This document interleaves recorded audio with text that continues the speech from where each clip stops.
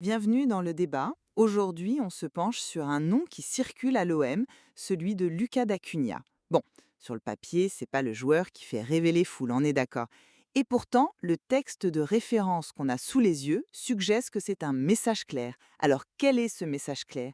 Est-ce que c'est, comme je le pense, le début d'une nouvelle ère, d'une nouvelle identité pour le club, le dissident, ou est-ce qu'on ne serait pas en train peut-être de surinterpréter un simple mouvement de mercato, une rustine, certes intelligente, mais une rustine quand même, pour un problème qu'on connaît depuis longtemps?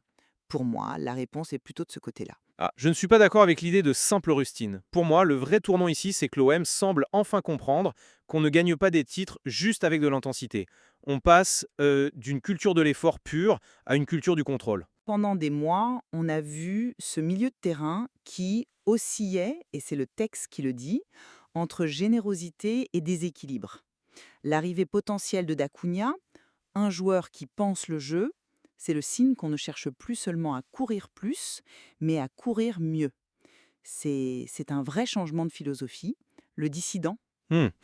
D'autant que ça s'inscrit dans un contexte où le club a fait le ménage, a remis en question des statuts bien établis pour envoyer un message très clair au vestiaire.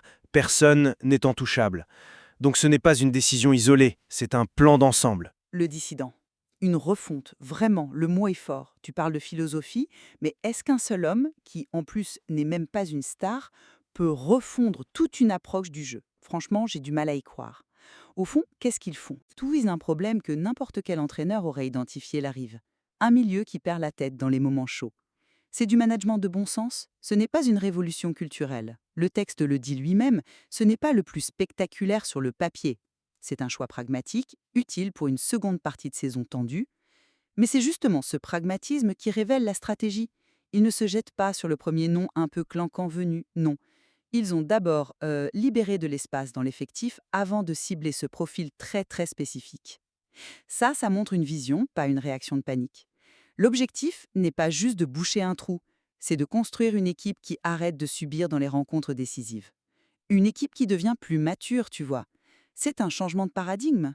Le dissident. Un changement de paradigme. Absolument. On passe d'une équipe qui joue principalement sur l'émotion à une équipe qui veut jouer avec sa tête. Le dissident. D'accord. Mais tu ajoutes un cerveau, tu ne retires pas le cœur de l'équipe pour autant. On a tous vu ce scénario 100 fois. L'OM mène à 1-0 au Vélodrome, le stade gronde, il pousse, et l'équipe se met à paniquer, à balancer de longs ballons.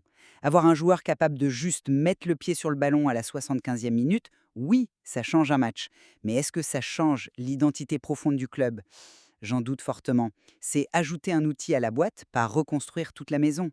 Le besoin de sécuriser la possession lorsque le vélodrome gronde, c'est une nécessité, pas une nouvelle doctrine. Je comprends ton point de vue, mais je pense que tu minimises la portée du geste. Quand tu identifies une faiblesse qui t'a coûté cher de manière répétée et que tu y réponds avec une solution structurelle en changeant le profil même de ton entrejeu pour le rendre plus modulable et moins lisible, bah, tu ne fais pas que colmater une brèche, tu changes la manière dont ton équipe va aborder les moments clés.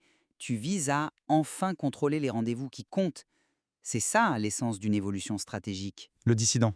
Et Moi, je pense que tu confonds une adaptation intelligente avec une transformation. L'OM ne va pas renier son ADN basé sur l'intensité du jour au lendemain. Il ajoute une corde à son arc pour ne plus être prévisible. C'est une optimisation, pas une métamorphose. Le fait même qu'il ne soit pas une vedette renforce mon idée. C'est un choix utilitaire, chirurgical, pour répondre à un besoin immédiat. On résout un problème, on ne réécrit pas tout le projet. au final, je reste convaincu que l'addition de tous ces signaux, le profil du joueur, le timing, le ménage fait dans l'effectif, tout ça dessine une vision à plus long terme. On cherche à construire un OM qui apprend enfin à maîtriser son destin, et ça c'est fondamental. Le dissident. Et je maintiens ma position. C'est une excellente gestion à court terme. On comble un manque évident pour être plus efficace tout de suite. C'est une solution très intelligente à un problème criant. Mais ça ne signifie pas pour autant qu'on assiste à la naissance d'un nouvel OM. On voit bien qu'il y a deux manières de lire ce mouvement.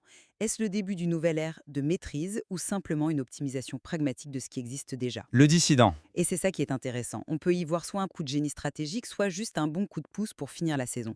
La seule vraie réponse de toute façon, on l'aura sur le terrain.